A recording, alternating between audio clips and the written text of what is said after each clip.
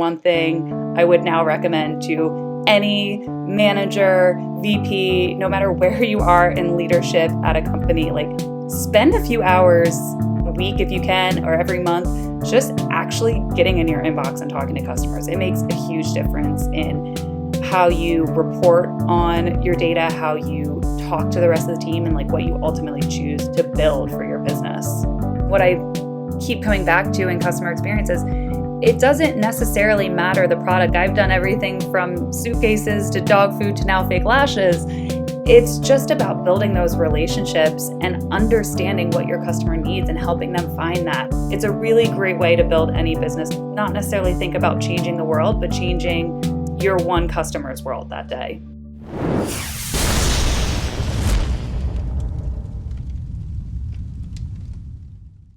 Hello and welcome to the DTC Podcast. I'm Eric Dyck.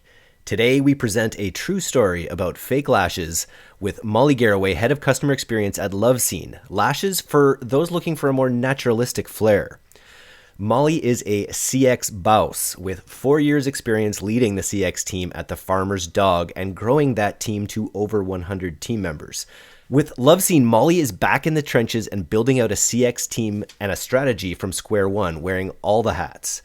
In this podcast, you're going to hear how Jenna Lyons and former president of J. Crew inspired Molly to take a leap of faith to join LoveSeen.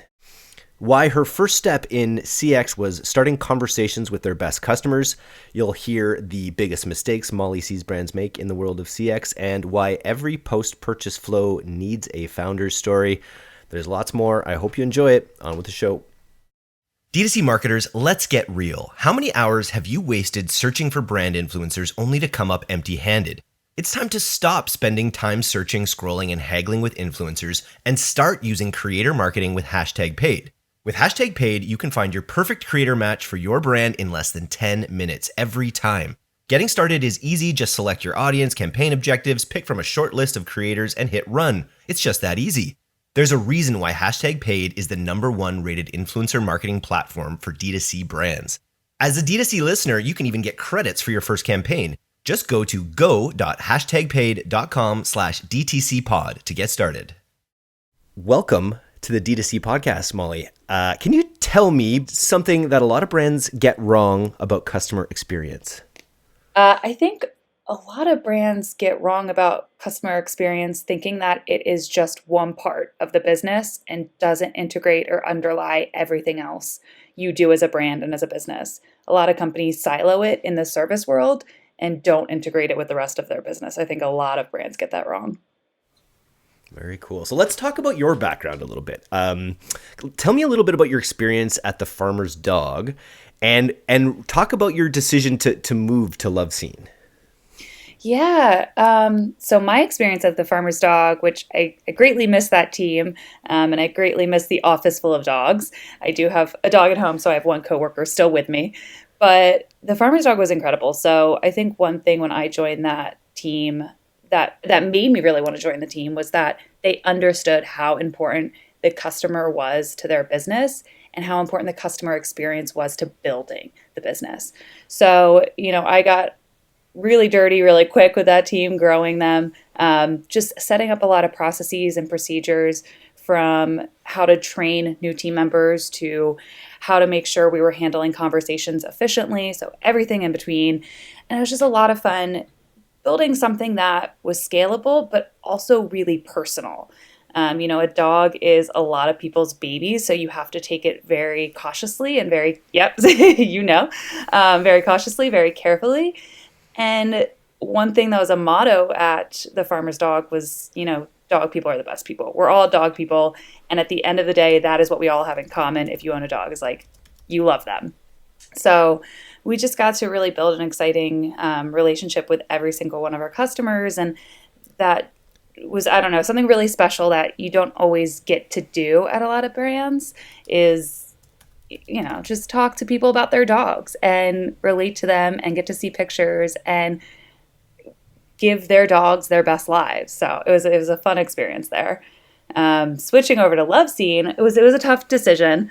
I, at the time, was also, we were in the middle of a pandemic. I was making a move out to the West Coast and decided I wanted to also, start fresh in a lot of ways. And the Farmer's Dog was and mostly still is based on the East Coast. I was moving to the West. I wanted to be a little bit closer to some coworkers. I happened to actually reconnect with a coworker from Warby Parker way back in the day who was starting to build out some things at LoveSeen. And I will give her full credit that she was the one that championed customer experience from the start of LoveSeen becoming a idea or a real business. She reached out to me. We just started talking about what the opportunities could be like for LoveSeen and what that would look like in customer experience.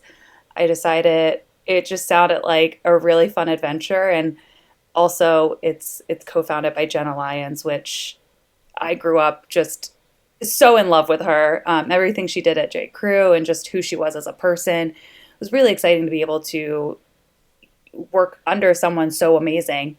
So I decided it was going to be a big change going from dog food to fake eyelashes.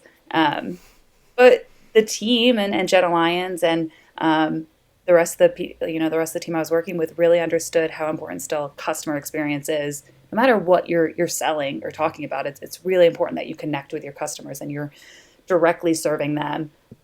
So I made the switch while I moved over to the West Coast, started fresh, started selling eyelashes. And it's, long story short, it's still doing it. Nice. So you went from a team that was pretty established. I know it's grown a lot since you left even, but how big was the CX team when you were at the Farmer's Dog? Yeah, so when I started, we were a team of 10, just in customer experience. When I left, 120 odd individuals on the customer experience team, everyone from our frontline agents to specialists and managers. I stepped into customer experience at LoveSeen being the one and only. So yeah, it was a very dramatic change. I bet. What were some of the first things that you did, like in your first couple weeks, even when you jumped onto LoveSeen? Yeah, the first thing I did was set up our help desk. I did not want to be on Gmail answering questions and trying to track customer issues and questions. So I set up our help desk, kind of, built out the foundations, the bare bones of that, really make it, one, a good place to get actual data from, but two, also the idea of scaling a team and growing the business. I wanted to make sure I could bring on team members, train them really easily, and start to hand off conversations in a really easy way. So that was my first thing. And then it was getting to talk to the customers and just answering questions, asking them questions, getting to know them and find out, how did they find a LoveSeen? What were they looking for from fake lashes? Just all those, basic customer questions as you're building a brand that you really want to know up front. Are they new to lashing? Are they experts? Or do they want something more volume, something more natural? And then it was really just getting their feedback on the product itself. So obviously, like the first week, you don't have a lot of customer feedback because the product's not in their hand. But after that, you just start asking, like, what was your experience putting it on? How was the packaging? How did everything arrive? All of that. And getting them to really give us straight, direct feedback, no filters. And also getting to post on the site. Word of mouth is huge, especially for a small business. And so we wanted to really build up our reviews and make sure that our customers were telling their truth. And that was spreading to the wider breadth of customers visiting loveseen.com. And so just practically, are you jumping on the phone with people? Is this happening over email once they've made a purchase? What are the exact ways that you're getting this customer feedback? Do you have a list of questions that you're going through, or is it a more naturalistic question? Yeah, great question. So we don't have a phone line because as a team of one, and now I do have two people who help me on the side, it is very hard to manage phones. So we're mostly keeping it to email. We've introduced chat and SMS too, so we're keeping it text-based for now. We were just asking questions by email and kind of letting it flow a little bit. I had questions I would want to know, and I'd keep them kind of on my notes like, hey, we need to find out more about this. So it would prompt me to ask certain questions, but I'd really let the conversation go where it needed to go. So if a customer said something about, they have a condition where they need lashes, I'm going to be really careful about what I ask, but I still want to get to the root of like, okay, what kind of lashes do they look for and how do they apply it? Because how they apply it is going to look different than how maybe most or some of our other customers apply it. So it's kind of feeling out the customer and knowing what we want to find out, but then tailoring it to that conversation. Got it. So very early on, you set up the help desk. You do a lot of sort of customer gathering data capture. What were some more of the medium term projects that you kind of took on to help grow the CX at LoveSeen? Yeah. Gosh, medium term. They all feel like they happened very quickly. A big part was the reviews. So seeding reviews from our customers. Another big project was our referral program and getting that off the ground. And we're also currently in the throes of developing that into a larger loyalty program for customers. Additionally, subscriptions. We're still playing around with that. I think we like the idea that it's easy for our customers. It's kind of a one and done, set it up and you can forget about it. We'll just send the lashes right to you. But we're also still learning a lot about how our customers wear lashes. And I think particularly for our product, we are in a world right now where not as many people are going out to events, and events are typically where people wear false eyelashes. So we're also kind of trying to change the behaviors around when and how to wear your lashes. So we're still figuring out that and how that plays into subscription. And I think the other, medium terms was just working with our social team to generate UGC and that constant conversation with influencers and how they help us build our brand and our following. I did an interview with Glamnetic a little while ago, and I sort of had the same assumption, people would want to be dressing up, these would be for dressing up occasions. They brought up the interesting point that with the Zoom call lifestyle that we all live now, that there's actually, in a lot of ways, there's sort of like never been more attention to people's faces. Is that one of the ways you're trying to kind of change the conversation around how people wear your product? Yeah, for sure. We have had a lot of customers, not just Zoom, but the fact that we're all wearing masks out every day. So the focus is on your eyes and people want to play that up. And I think also there is this side piece of, euphoria and the makeup on euphoria and how a lot of people are getting more fun and playful with what they're doing as well. That there is kind of this new focus on eyelashes and people are rediscovering fake eyelashes as a fun or easy way to change up their look and change their style. And one thing I've personally noticed from my conversations and from me wearing them too is like, it really does wake you up. It brightens you up. So when you are sitting on Zoom all day or you're tired and you have to wear a mask and you're like, gosh, I'm going to look not so great out today, you can throw on something super easy that makes you feel a little bit brighter, which is really cool. And yeah, it's definitely changed how people are talking and wearing lashes. There are people I know personally from talking to LoveSeen customers that are like, never did I ever wear lashes. Now I put yours on and I never want to stop. Like, this is a game changer for me. So it's cool. That's awesome. You definitely need that little extra, especially in the winter, especially in Canada. Gotta say, I'm ready for the spring. I don't know if eyelashes are going to help me in this regard, but I'm willing to try anything. So, hey, we'll get you a pair. You can try them on and see for yourself. Send them over. I'll give them a test. I wanted to ask about your referral program. So what have you sort of learned in your time so far, like to optimize that referral program for your particular customer? Yeah, I think the hard part about being in a pandemic and not being in a retail store where people can see it is that, especially for lashes, you kind of need customers to go out and talk about how it's looked for them and like share how they look in their lashes or their feedback on the lashes. Because at the end of the day, we all know, yes, you can put some real life images out for your brand, but it's never going to be quite the same as your customers talking about it and showing off them in the lash. It's unfiltered. And part of that is working with our referral program and our social media manager to really talk about, you love the lash, share a lash with your friend. So we've played around with some of the discounts and some of the messaging, we're finding that the idea of basically like send a lash to your friend and get a lash on us has really worked, because it's getting a lash in someone else's hands for them to try. And that's the surest way to sell the lash, really, is like, here, just look at it, take it out of the box, put it on. It's like no harm, no foul, no risk. You can just see for yourself, it's really what you need, or maybe it's not, but you got to experience it without risk.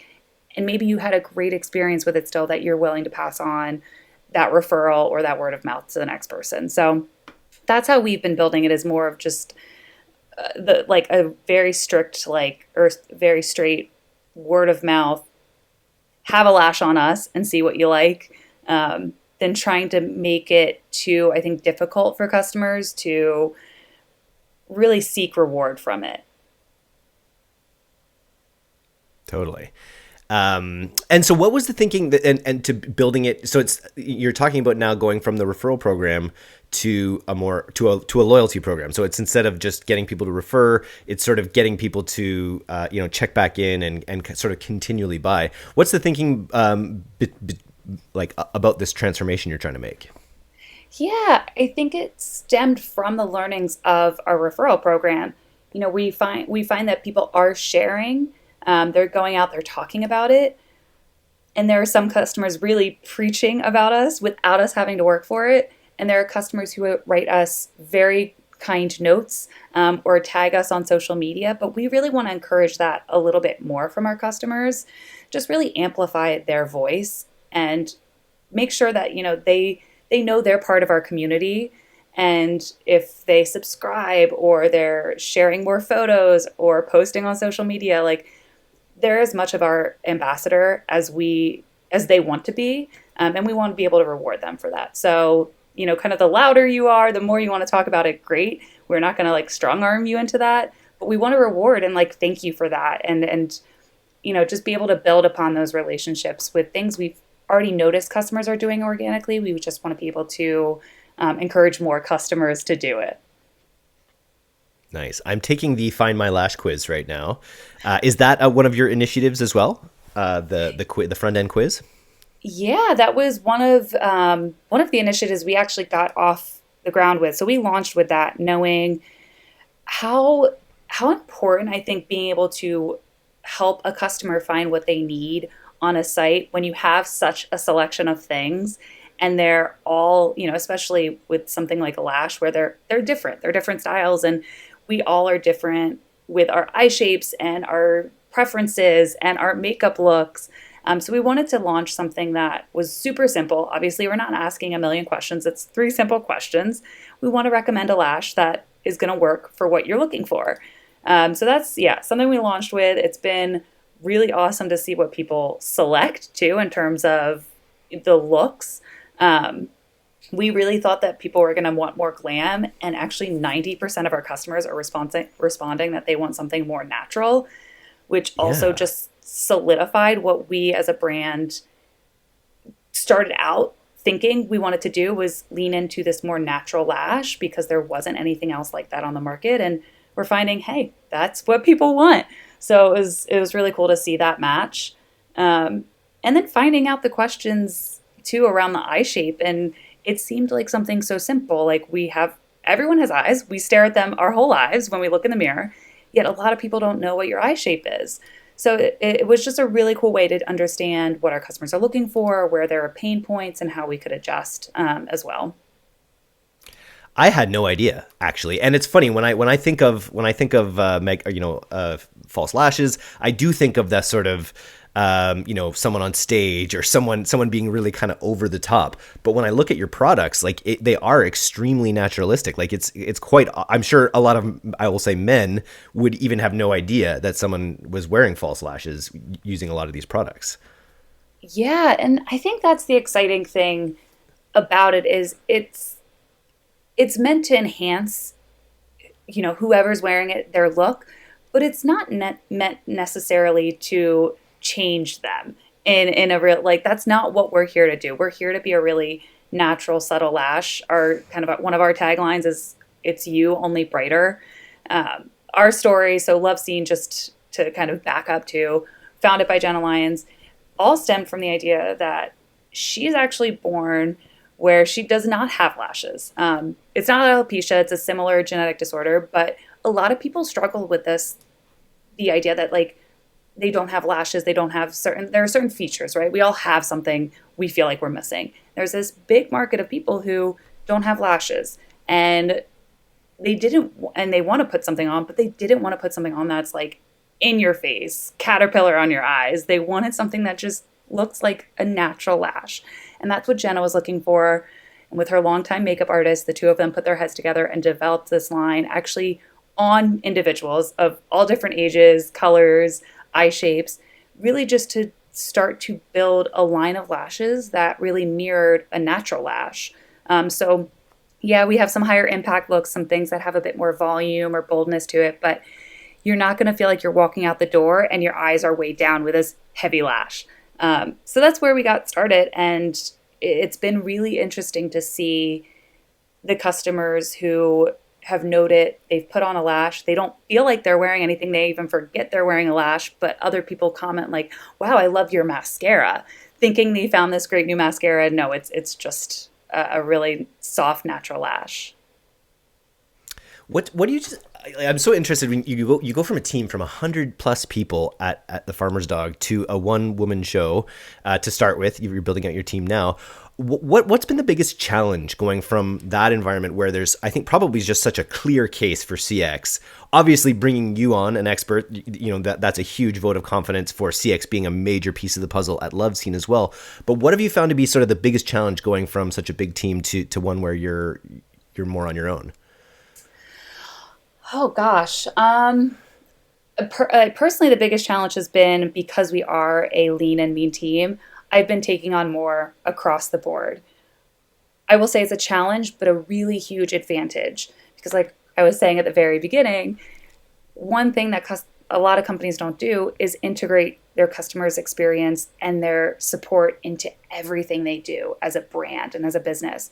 So I've been very fortunate where I've been learning the back end of our e-commerce and our email marketing and our SMS marketing and all these different components throughout the entire business that is helping keep it really consistent and really think about, hey, do we want to launch this partnership? Because it sounds really cool, but think about who our audience is and who our customer is, and will this feel like it's resonating with them, and how are they going to want to talk about it? So it's been a challenge to be involved in so much across the business, but it's been a really big advantage. I think the other challenge is, when you don't have as many people in the room with you, sometimes you get stuck a little sooner. You don't have as many ideas or people who can really kind of soundboard with you or bounce things around. But you're also a little bit more flexible and agile. So there's always kind of like two sides to the same coin. And, with you're touching both sides, right? You're having these direct conversations with your customers, and then you're sort of bridging that into the actual, CX practices in the company. Whereas with the bigger company, I imagine there's potential games of telephone that can happen there, where you've got the frontline people having all these conversations, and you probably lose a lot in those environments, whereas you're kind of tapped into everything. Yeah, 1000%. One thing I was actually really excited about, oddly enough, when I was thinking about this opportunity at LoveSeen before I had taken it, was that I was going to be talking with the customers. At the Farmer's Dog, I definitely was still tuned in, and I was obviously aware of what our customers were saying, but I wasn't having those conversations directly with the customer as frequently as I am now. And I think being able to have those conversations, be able to really hear the customer, like see how they're responding, like the tone and, literally what exclamation versus period point they're using, and being able to translate that back into the rest of the business and speak very confidently to it, be able to speak to the data, but also the story behind it. It's really effective. And I would say the one thing I would now recommend to any manager, VP, no matter where you are in leadership at a company, like spend a few hours, maybe a week if you can, or every month, just actually getting in your inbox and talking to customers. It makes a huge difference in how you report on your data, how you talk to the rest of the team, and like what you ultimately choose to build for your business. Very cool. So your team now, you have 2 people with you. What were those hires? And my next question would be, how do you see your team growing over this year or the next couple of years? Yeah, so it's been a bit of a roundabout way that they've come into CX. So one of them was hired into our operations team to help manage our warehouse relationships. She has been just so wonderful and obviously knows a lot about our back end and has just kind of migrated over into splitting her time on the operations side and within our customer experience side. And then our other team member was working directly with Jenna on a lot of projects and was starting to get more involved in LoveSeen specifically, and was someone we used for a lot of our marketing as well. Like, she's absolutely beautiful, of course, as everyone is in general, but we were putting a lot of lashes on her, taking pictures for her Instagram, things like that. And so she was getting a lot of experience actually applying the lash, trying on the different styles, understanding how they worked or didn't work, etc. And so she just started talking with me about some things on the makeup artist side and the customer's side, and naturally progressed into answering emails with us. So didn't hire directly into CX per se. I just noticed I was starting to need support on the day-to-day, and there were 2 team members who balanced that out really well because they had experience in other areas of the business as well. In terms of scaling, yeah, we're definitely going to look to scale our team as not only we grow our direct-to-consumer business, but now we're also growing our wholesale side. So we recently launched in Target, which is exciting. We have a partnership with Goop. We're over in Mecca in Australia. So as all these kind of avenues and channels of growth exist for us, we're going to really look at building out this customer experience team who first and foremost comes in and understands the customer conversations and all of our processes and, behind the scenes with customer experience, but who then can dabble and step into other projects across the business, because that's how we've also set it up at LoveSeen is, I am such a part of so many other programs. It's not just, referral isn't just a marketing play. It's part of the customer's experience. So having them also have a hand and work in other areas of the business will be really critical as we grow. It's time to let your customers enjoy the products they love without the friction of reordering. That's why the world's most innovative brands like Peet's Coffee and Il Maquillage rely on Order Groove subscriptions to build long-lasting customer relationships and deliver recurring revenue. Order Groove integrates with all e-commerce platforms, making the experience easy to manage and seamless for shoppers. From enrollment incentives to churn-fighting AI, Order Groove gives your business the tools it needs to be the next big subscription success story. Visit ordergroove.com/DTC to receive 2 months off your first contract. How do you interface with the marketing team at LoveSeen? Yeah. So the marketing team truthfully doesn't exist. There's no classic or traditional marketing team. We have our social media team. We have a content and creative team, and we work with a partner on 2 different partners, one in PR and then one in social paid marketing.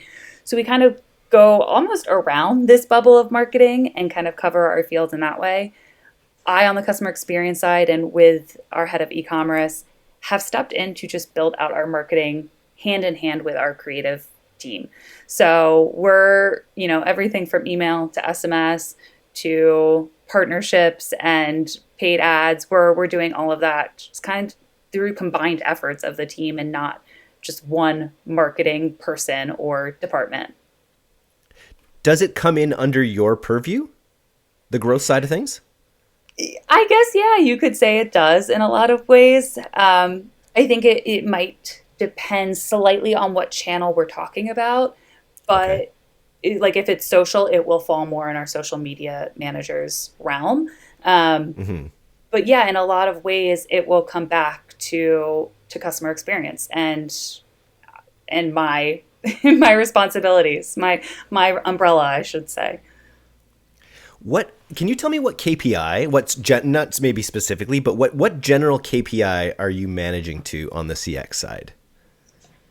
A few. I think if we look at CX and we think about it in the more traditional sense, I am managing more to kind of some support KPIs, um, average response time, our contact rate, also playing into our average order value and lifetime value with customers. And we're still a little young, so our return rate is not a huge focus, but it's something we're keeping an eye on in the background.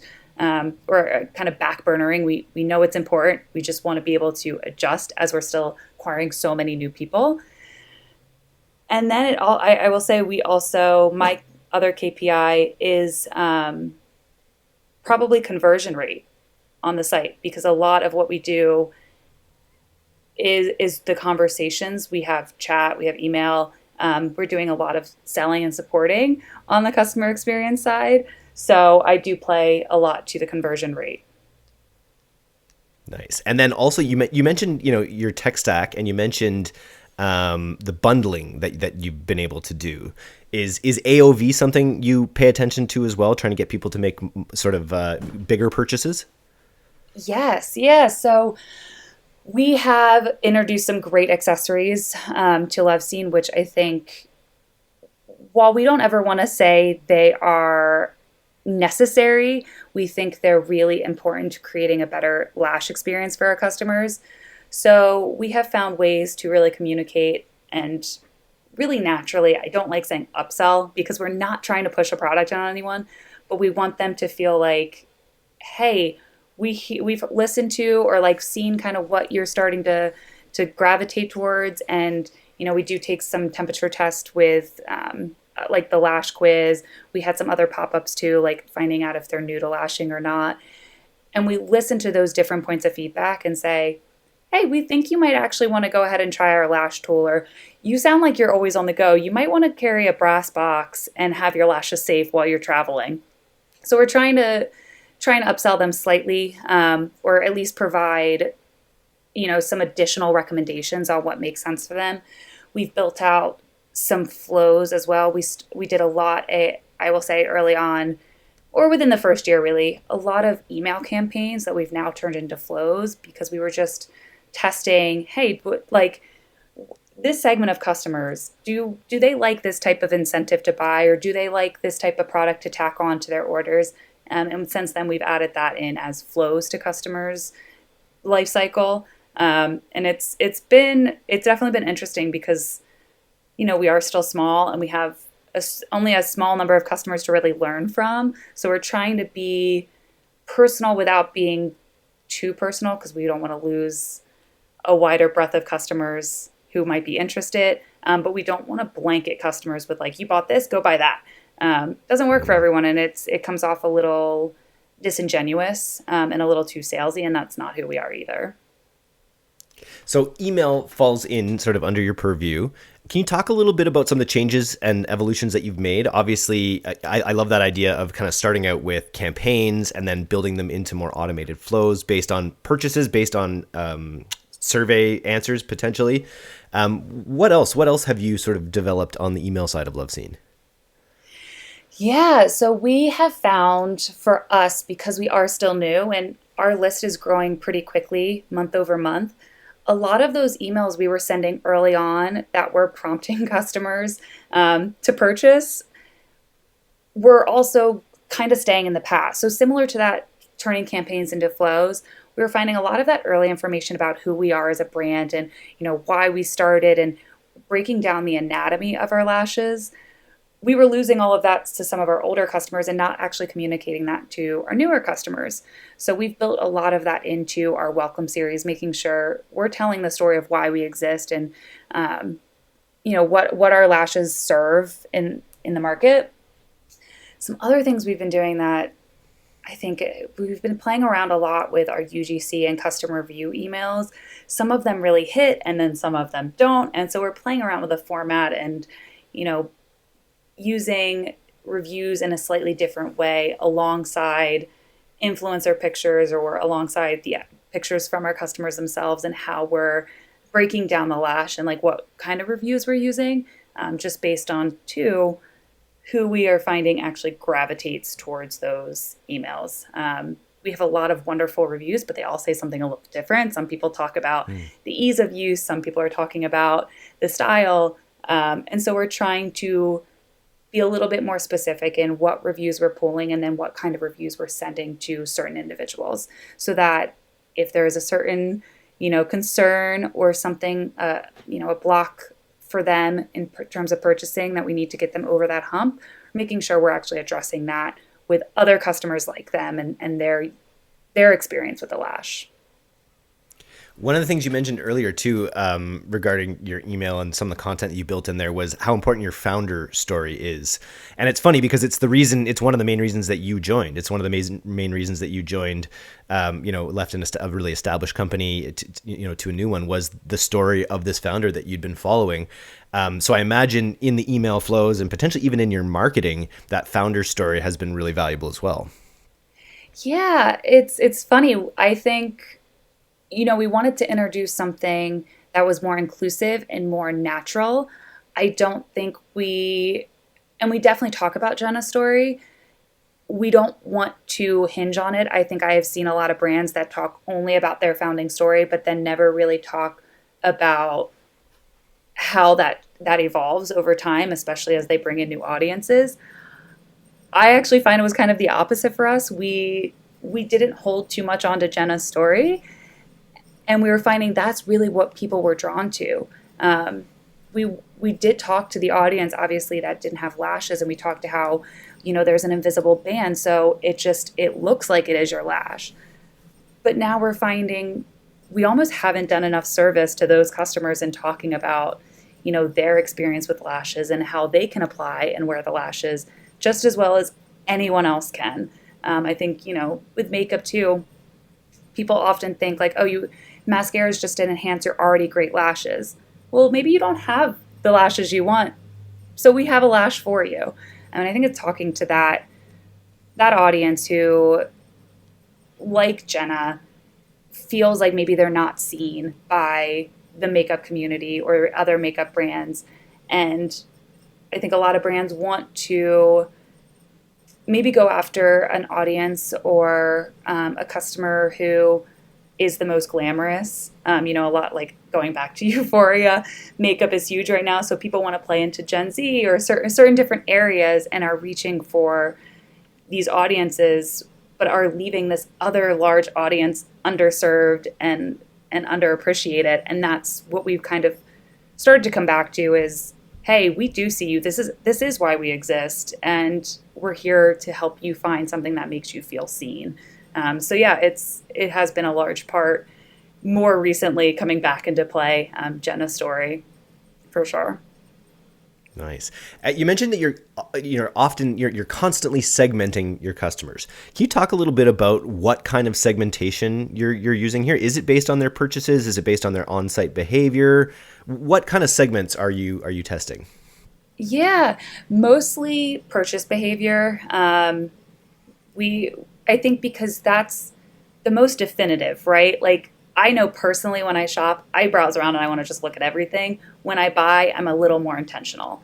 So we're starting to pull out trends of, how often people are buying lashes to understand their usage too. Especially, like I said, some people are going out to events and using them more often. Some people are using them because they're on Zooms every day or they want to brighten up their eyes over their mask. So we're starting to learn some habits around that. Also, I think understanding what lashes, like what are our best sellers? Is there a colorway that is starting to take precedent over another? Are there lashes that people are buying together, something more natural, but then they're also buying a higher impact, and starting to get a better picture of those customers as well. One thing we talked about early on, and we do still lightly talk about it, but we've moved away from categorizing customers by age, because we realize, like, again, for us, it's not necessarily about age. It's just about how you want to wear your lashes and maybe what your what good lashes are to you. So there are definitely people who are maybe younger who don't have lashes and want to have something that's still natural, and that could work on the other side of the spectrum too. Someone who maybe is a bit more mature or older, has lost lashes due to aging, but also just wants to bring that back into their everyday look of something really subtle and really natural for them. So we've moved away from the age discussion a little bit more and are looking at more just the need and like what styles they're kind of gravitating towards. Very cool. You mentioned some of the retail partnerships that you're building out. That's super exciting. Is that under your purview as well, or is that another aspect of the company? And then if it is under you, are there any other big partnerships that you're sort of really eyeing up for this year? Yeah, there are, I will say, spoiler alert, no new big ones coming in. Target is kind of our mother lode right now and has been a very exciting one for us. It doesn't directly fall under my purview, but I am connected to those wholesale relationships. Being that, one, we're small, but two, obviously where we sell is directly thinking about what our customers' experience is. So yeah, we have Goop, which has been really cool. That was an organic relationship through Jenna, of course. And we have one of our lashes, our bestseller, through Goop. And then we have actually a whole new line, our Feather Lift line that we designed specifically for Target. And I will say when we were in talks with Target initially, one thing that, the reason we got started as LoveSeen, and I think what they really recognized too, was there isn't a set of natural eyelashes out there for customers to buy.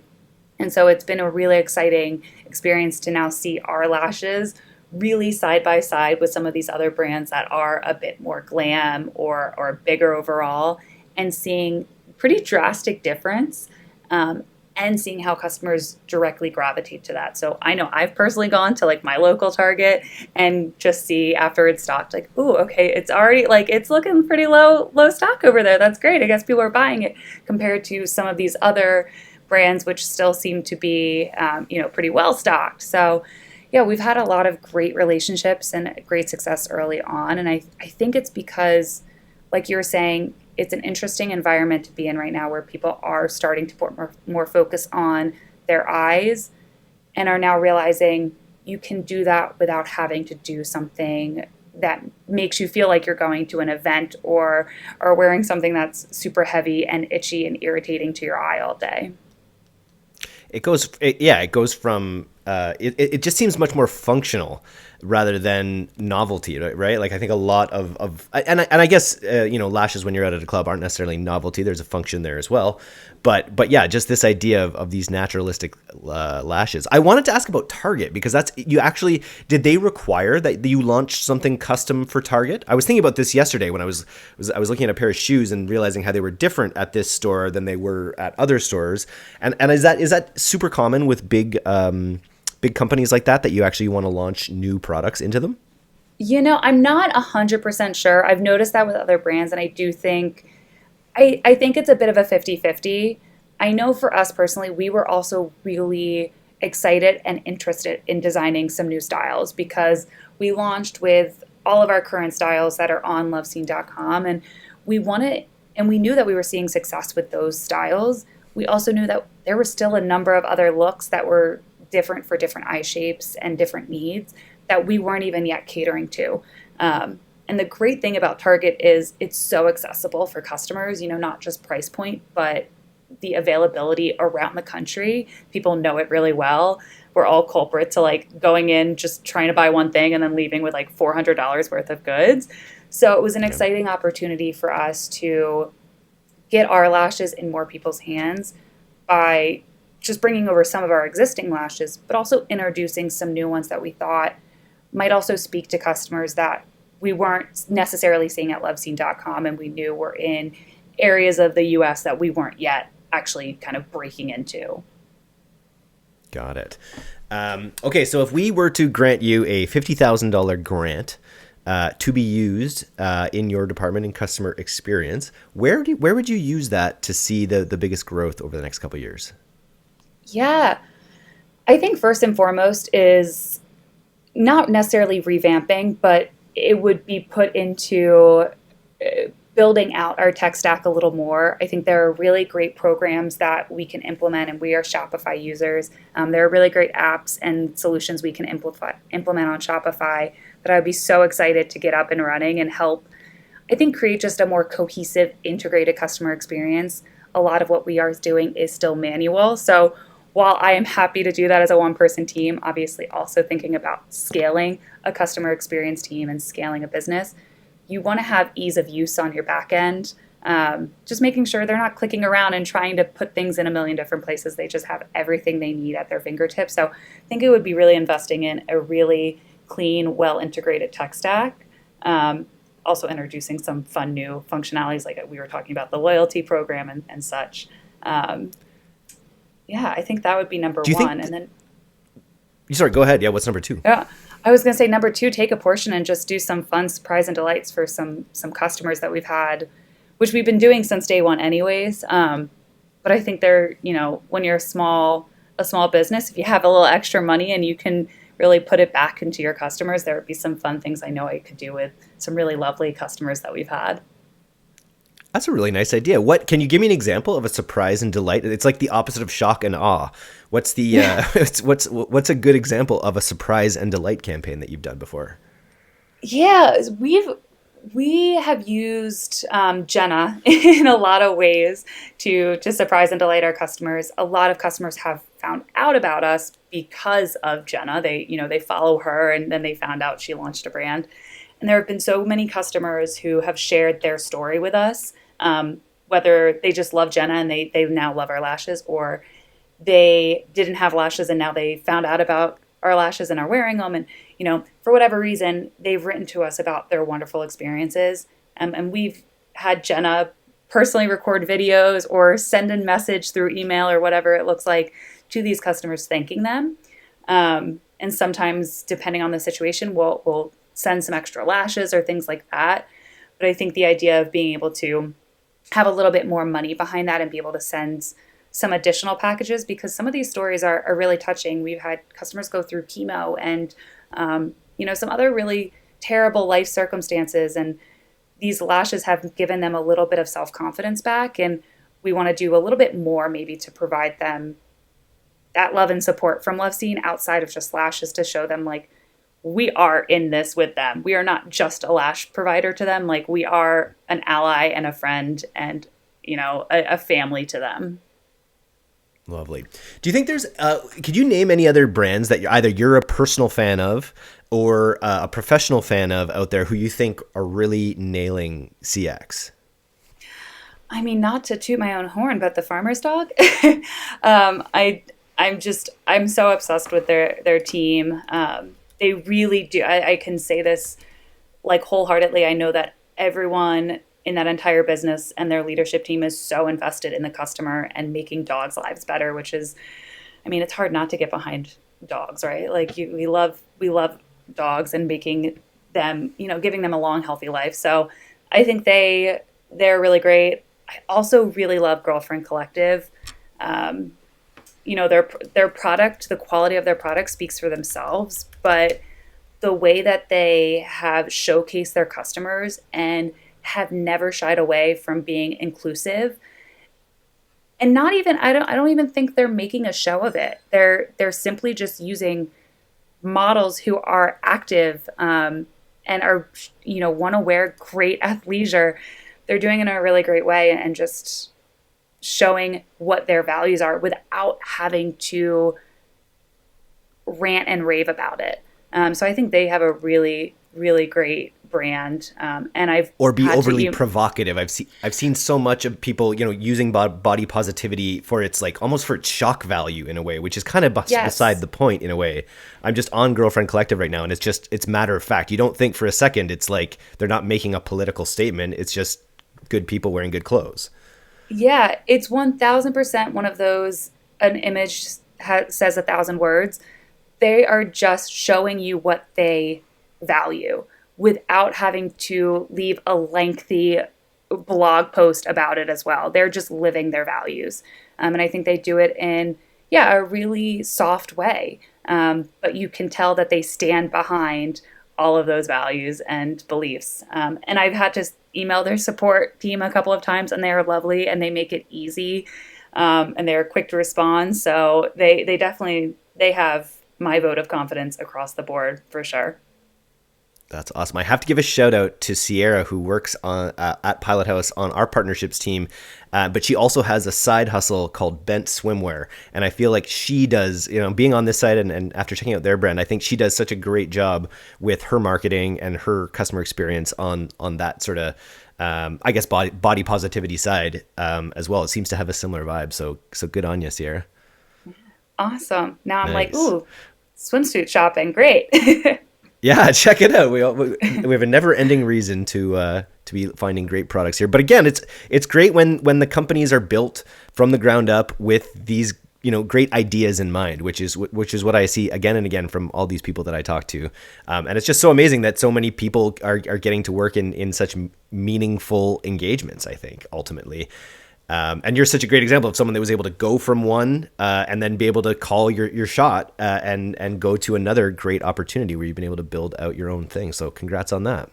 Yeah, thank you. It has been a fun ride. And I think one thing I've learned and what I keep coming back to in customer experience is it doesn't necessarily matter the product. Like I've done everything from suitcases to dog food to now fake lashes. It's just about building those relationships and understanding what your customer needs and helping them find that, whether that's with your brand or another. It's just, I think it's a really great way to build any business. Is not necessarily think about changing the world, but changing your one customer's world that day. Love it. Okay, so if you're listening to this and you would like to learn more about LoveSeen, you can go to loveseen.com. Molly, do you have any social media that you ask people to check you out on, or are you more of a private person? If you want to follow me, I can't say I'm that interesting. Follow, I would say at LoveSeen is probably a lot more fun to follow. But if you want to follow me, I'm just at Schmollypops, SCHMOLLYPOPS. Can follow me there for all my fun adventures in California. Nice. Well, I am building a elite team of CX professionals via this podcast, so we'll add you to the roster, and we'd love to get you more involved in the future. Yeah, excited. Thanks for having me. It's been a pleasure.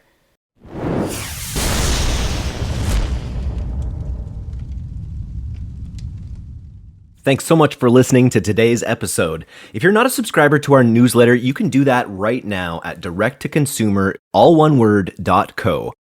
I'm Eric Dyck, and this has been the D2C Podcast. We'll see you next time.